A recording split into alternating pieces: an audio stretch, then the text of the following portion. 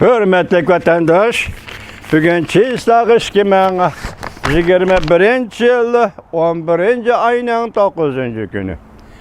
Ende vaziyet doğrusudur muhakeme başta undaq sözüldü. Qanday qaraylı? Yıl ahırda iki qıtım görüşüş. Mesela Rusya Federasyası'nın prezidenti Vladimir Putin bilen görüşüş. Ekran şeklinde görüşüş mu veya ki başka bir şekilde bu doğruda gap yok. Yukarıda bayanatçı Cemperiya nim dedi, bunun da menen silahı beradigan uçurum yok dedi. Endi yani şu yıl ahırda hazır belgelendiği dedi. Amerika Koşmuş Ştatlarının prezidenti Joe Biden bilen Cungo'nun reis Xi Jinping ekran yığını ötküzüdüğün boldu. Ekran söhbeti ötküzüdüğün boldu. Del 8. günü 6. umumi yığınga kirdiğin çağda Aksaray şundaq dedi ki, bizning burun siyasetlerimiz hata idi. Biz Cungo'nun siyaset tüzümünü özgertmeymiz dedi. Men baş düzemden köz karşı koyup aldım cuma vatandaş. Şundaq dedi. Siz endi bununla kademme kadem arkadan kadem besip keladigan yana qandaq özgürüşler buludu. Evvel men sizge bir özgürüşni aytib beray vatandaşım. Bugünla hazır Dovi torbetini biz uzun beri Cungo'nun organ gazetinin Katar'daki gazete torbeti. Cungo Merkezi Komitetinin torbeti deymiz. Biz onun vaka hadislarının paketini alımız. Hatta Cungo hükümetinin halkara siyasetke tutkan pozisyasını alımız. Qaratkan meydanını alımız. Cungo hükümetinin bayanatı mesela Uyguristan doğrusunda, Hong Kong doğrusundaki bayanatlarını vatandaşlara tahlil kılımız, yetkizimiz.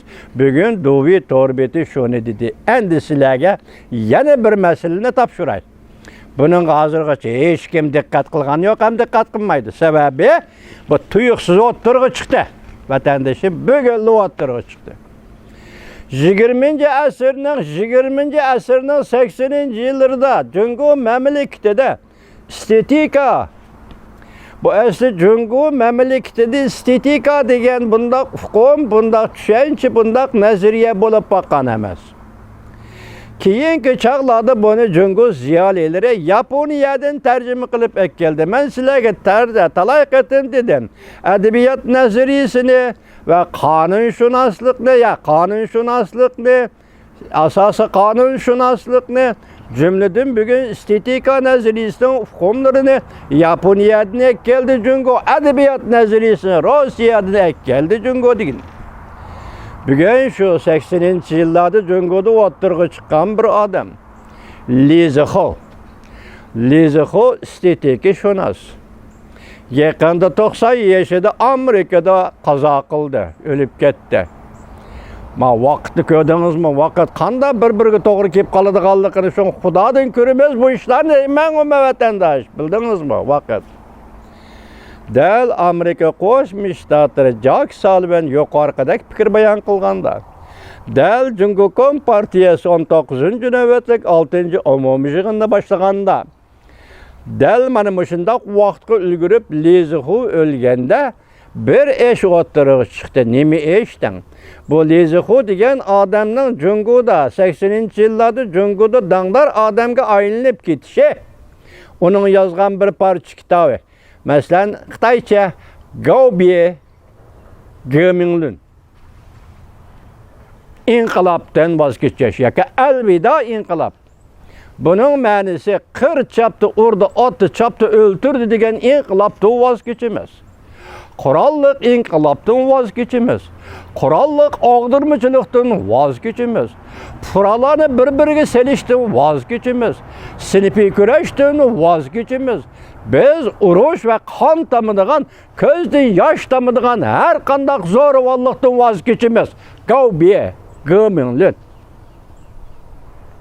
Li Zihu şu kitapni yozgan edi. Amaliyotda bunda kishi Cungo'da düşman bo'ladi. Bugün Dovi torbeti baştan ahir Li Zihu'nun ideyasi, fikri, onun talantı, onun icadiyetleri, onun yazgan makallarını tanıştırdı vatandaşım.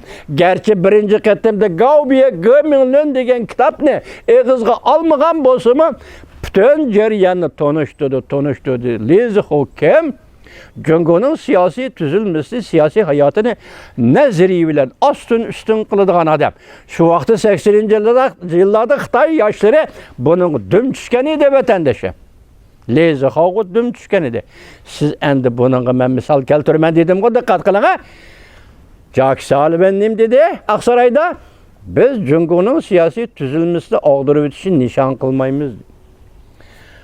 6. umumjig'in echilyapti. Oldida Xitoyning 20 qurultoyi va rahbarlikka hozir yo'l tuzlab beryapti.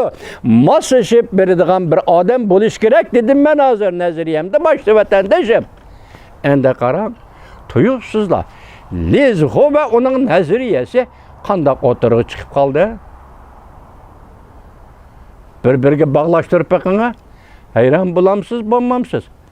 Mavzuning iddiasiga Cüngo'da Marksizmga qarshi turgan odam nazariya orqali, qalam orqali Lezxo degan bugun uning nazariyalarini Dovi torbeti tanıştırıp qoldi ya vatandoshim. Bu katta ish. Lezxoni tanıştırış katta ish. Bu ishning hozir yil oxirida prezident Joe Biden bilan rais Xi Jinpingning ko'rishidiganligi. Ondan Rusya Federasyası Vladimir Putin bilan ko'rishadigan ya ko'rishmaydigan ehtimoligi. Ondan rais Xi Jinping to'g'risidagi hozirgi yig'in va Remerbo va organ gazetlarning maqtashlari uchirib ko'kka elib chiqishlari.